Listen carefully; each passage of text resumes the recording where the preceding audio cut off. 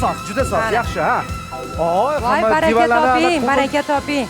Voy dod. Voy, shu ovsinimiz boshqachada, egachi, shu ovsinimiz boshqacha. O'g'limizga shu qizni olib berdik-ku.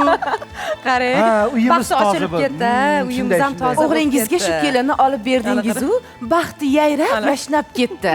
Qarang, o'zini maqtamasa. Ovsinjon, bu uylarni tozalamasak, xonadonimizni tozalamasak, bayram-bayramdek bo'ladimi? Albatta, toza uyda baraka bo'ladi. Albatta. O'rgilay o'sin, o'zim o'rgilib ketay. Go'zalligi bir olam, tozaligi, sarishtaligi bir olam. Qarang, anaqa serqirra o'sinimiz bor, o'rgilib ketay. Bo'ylabki, yaxshi ham o'g'limizga shu narsani olib beribmiz deganimiz, ya'ni buni olib berganimiz yo'q, changi tukchi olib berganmiz. O'shada dastyorida endi. Shu, agar bu changi tukchi dastyori, har bitta kelinga mana shunaqa changi tukchi olib berish kerak o'zi aslida. Chunki kelinlarimiz arziydi.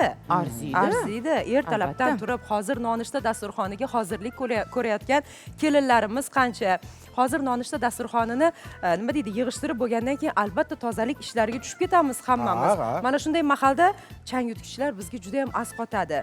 Ayniqsa mana bunday hozirgi zamonaviy so'nggi rusumdagi chang yutgichlar, bilasizmi? Nafaqat bu o'sha gilamdagi yoki ko'rpa to'shakdagi changlarni, balki mana yumshoq mebellar yuzasini tozalashda ham juda asqotadi, aka. Buni yana bir bilasizmi, afzal tomoni qayer? Ya'ni chang yutishga yutadi-yu, lekin o'zidan chang chiqarmaydi. Chunki buni ichida suvi bor. Hamma chang kirlar suvni o'zida qoladi. O'sha suvda qoladi. Ha, juda serqirra, hattoki uyni havosini tozalaydi. Uyda yangi kislorod, tirik havoni in'om etadi bizga. Albatta. Xo'sh, juda soz. Bo'lmasa biz boshladik.